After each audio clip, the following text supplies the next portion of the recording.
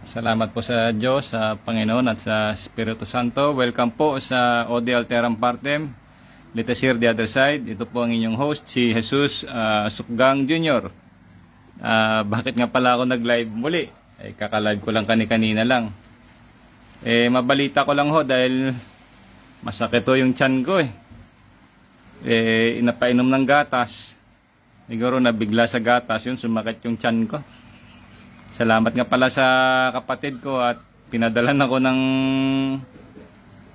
financial assistance dito. Talagang salamat sa Diyos.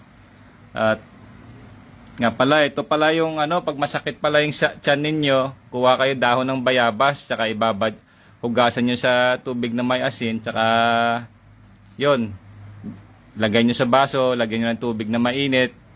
Pero siguro mas maganda, punit-punitin nyo yung dahon ng bayabas at lagyan ng mainit na tubig. So ito, yan guava leaves yan. Hindi ko na pinakuluan. Tama na yung mainit na tubig lang. Ibabad mo siguro mga 1 minuto, 2 minuto. At saka inumin. Gamot po siya sa sakit ng tiyan. Halimbawa, nag-ALBM kayo. O di kaya minsan sa biyahe kayo. Magbaon na lang kayo dahon ng bayabas. Kung wala man kayong mainit na tubig, may malinis kayong dahon ng bayabas, dala-dala ninyo, punit-punitin mo yan at ipasok mo dun sa water bottle. Enough na yon kahit na hindi siya mainit, basta ibabad mo lang ng matagal. Tapos gawin mo siyang inumin. Akin kasi kailangan ko ibabad sa mainit na tubig para yung properties ng bayabas ma-extract. Dahil sa mainit na tubig, lalabas iyon. Tsaka inumin mo na. So, ganun po siya yung gamot sa sakit ng tiyan. Lasang bayabas, mga magdadalawang minuto na itong nakababad. Gusto ko lang maibalita sa inyo. Kasi kung itong mga bagay na bigay naman ng Diyos, libre naman, makatulong halimbawa sa mga yung masakit yung tiyan, ito ho yung gamot pag nag-LBM ho kayo. Pero pagka talagang matindi, siyempre uminom na kayo nito, hindi pa kumalma yung sikmura ninyo, abay pumunta na lang kayo sa pinakamalapit na ospital at sa doktor. Mga ganitong bagay, lang po kasi ito, parang first aid. Kung hindi naman, kung halimbawa wala kang mainit na tubig, walang tubig, may malinis naman na dahon, kung emergency, di nguyain mo na. Kuha ka ng mga talbos ng bayabas, at saka ngatain mo, tiisin mo nga lang yung medyo mapait. Kung may tubig kang dala, mas maganda talaga mahugasan talaga. Siyempre, nasa labas yan, exposed sa alikabok, kung may mga allergens pa dyan, nakain mo, lalo na mahirap na. Pero ang isang magandang bagay din siguro, huwag yung kalimutan manalangin. So, pasalamat tayo sa Diyos sa bayabas dahil bagaman ito ay hindi nire-recommenda ng iba, siyempre, hindi na mabibili yung gamot nila Gawa sila ng gamot na mga kung anumang brand, mga synthetic pa yung iba dyan. Siyempre mahal, bibili ka pa, mamasa. Ito, baka meron naman kahit saan dyan sa mga palipaligid ninyo. Ito, dahon ng bayabas po. Yan nag-iba na, medyo nag-iba na yung kulay na. Pinunit-punit ko po siya. Sumakityan ko doon sa gatas So, yan po. Meron pa po isa, yung pampahid sa tiyan. Pag masakit yung tiyan ninyo, yung pinapahid ko advertise ko patuloy rito. Alam niyo po ba yung Tai Chi, yung liniment, yung oil, yung ginger liniment na Tai Chi, yung oil, yun, kung meron ho kayo niyan, pwede rin ho yan, pag masakit yung inyong tiyan, kuha kayo nun, itipahid sa tiyan. Ano po yun siya, parang coconut oil na may luya. Nilibre ko na advertisement dito yung Tai Chi. Hindi po iniinom yun external use yan po yun, pampahid. Pag masakit yung tiyan ninyo, kuha kayo na ipahid nyo sa tiyan ninyo. Ngayon, ito naman yung bayabas. Kung papainom nyo sa mga bata, lagyan nyo ng kaunting asukal lang para medyo may tamis-tamis. Kasi baka yung ibang mga bata, hindi nila mainom dahil iba yung lasa, medyo may kapaitan, kakaiba tayong mga matatanda, okay na sa atin ito. Kaya ito yung pinakagamot ko pagka first aid, pagka masakit yung tiyan. Lalo pag mga nag-LBM, Ito po, bayabas. O, medyo nag-iba na yung kulay niya. Magta-3 minuto nang nakababad. Yan.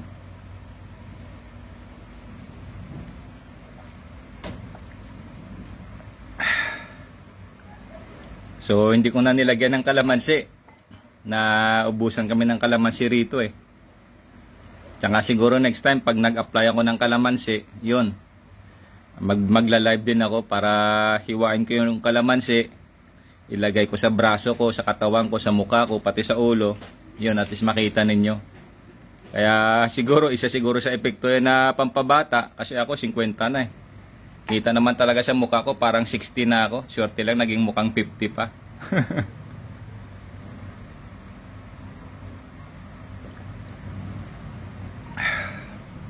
So, yan yung mga bagay-bagay sa buhay na kailangan nating i-share. So, the parable of the talents, kung meron tayong mga natuklasan sa buhay, nakasulat naman po yan eh, sa awit 19, nasa Psalms 19, eh, yung gawa ng Diyos. Eh, yung mga biyaya, eh, nandyan lang naman sa paligid niyan. Bago pa tayo humingi, hindi pa man tayo humihingi, abay, napauna na ng Diyos yun. Lahat ng mga bagay na kailangan ng tao, abay, salamat sa Diyos at talaga namang inihanda na ng Diyos bago pa magkaroon ng tao.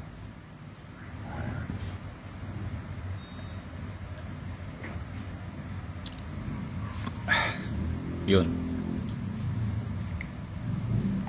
So yan po, pag meron kayong LBM, siyempre, hindi naman lahat ng tao nakakabili ng sakit sa tiyan eh.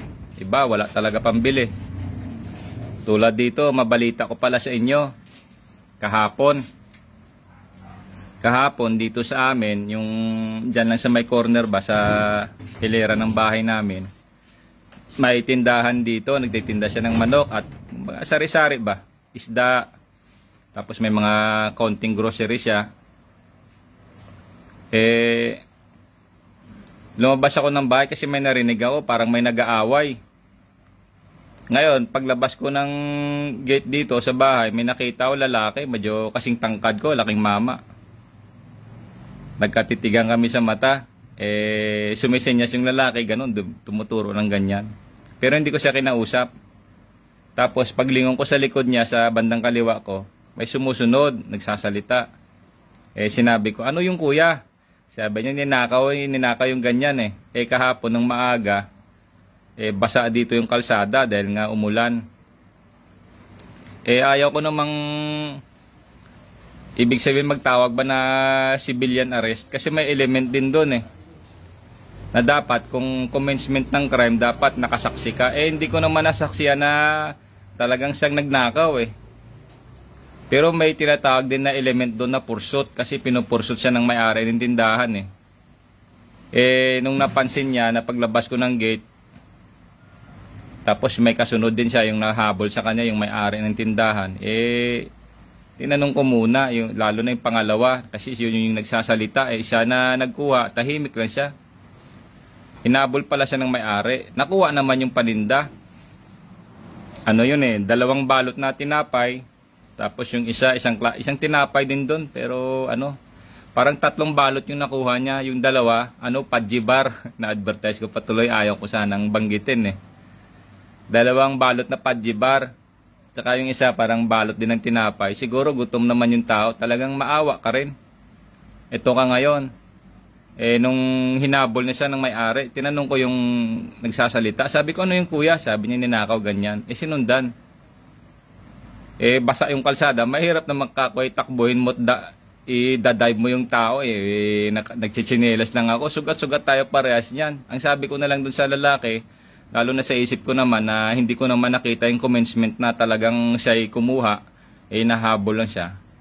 Sabi ko, sundan mo na lang kuya, alamin mo kung saan. Wala, nakuha naman, may CCTV pala siya. Yun. Hindi ko naman na-actionan. Pero sabi ko, sundan mo na lang. Kasi ang ginawa ko kahapon, bumili ako ng pandesal eh. Lumabas ako ng gate din, bumili din ako ng pandesal. Sabi ko, sundan mo na lang kuya, wag mo na lang anuhin. Kasi malaking mama, mahirap na. Baka may panundot pa, baka may matulis. tatagas pa dugo natin doon. May hindi mo masabi. Kasi mahirap po talaga yung lalong may hawak matutulis na bagay. Mahirap po yan kasi baka yung iba dyan may alam sa martial art ba. Mahirap na lang magbanggit kung anong martial art yun. Siyempre mahirap basta may hawak na kutsil, mahirap yan, magagaw-agaw ka. Hindi pa natin kilala yung tao mahirap na. Hindi naman tayo takot. Pero siyempre at all times, safety muna.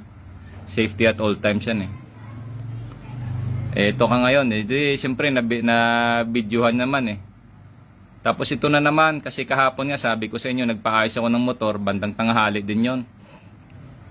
Pagbalik ko naman, kasi napagawa na yung tricycle ko, meron na naman dito isang incident.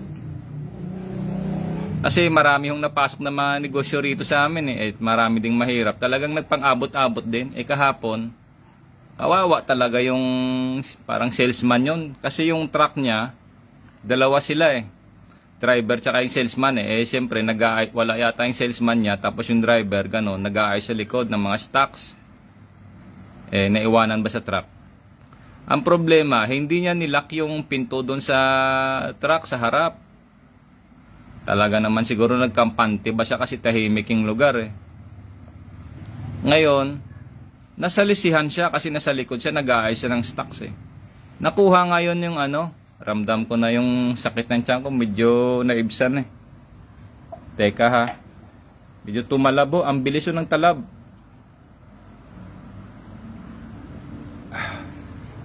Ang bilis yun ng talab ng dahon ng bayabas. Matagal ko na hong ginagamit ito. Ngayon, balik tayo dun sa truck. Kampante kasi yung driver siguro, o yung salesman doon sa truck na nag-aayos ba ng stocks. Kasi may grocery dito sa amin, maliit na grocery at may mga tindahan pa. Ngayon, hindi niya na-ilock yung pinto doon sa harap ng truck. Abay nasalisihan siya, mag-asawa siguro yon. Tapos ang balita ko kapon, buntis pa yung babae. Kawawa din talaga yung driver. Okay lang sana kung hinold up sila, bagaman hindi okay mang-hold up, at least mapablatter ba.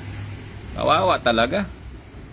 Siguro yung laman ng bag doon collection pa. Nako, masakit-sakit din yun. Sabi mo na halimbawa, kahit sabi mo 5,000, 10 million o 30 mil pa, lalo na. Kawawa ka talaga. Ito ka ngayon, napadaan ako rito na balitaan ko. Sabi ko, grabe naman yan.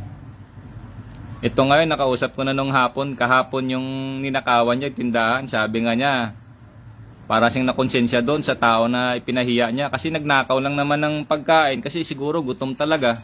Kitang-kita naman sa tao, maawa siguro naawa din siya. Sabi niya, parang naawa na nga rin ako. Nakonsensya pa ako. Bakit ko pa sinita? Sana pinabayaan ko na lang. Kasi pajibar lang naman iyon. Pero tumalab na yung bayabas. So again, maya-maya ko na ikwento. Ituloy yung kwento ha. Saglit lang, mayayusin lang ako. So again, salamat sa Diyos sa lahat ng bagay. Salamat po. O de alteram partem, let us share the other side. Amen.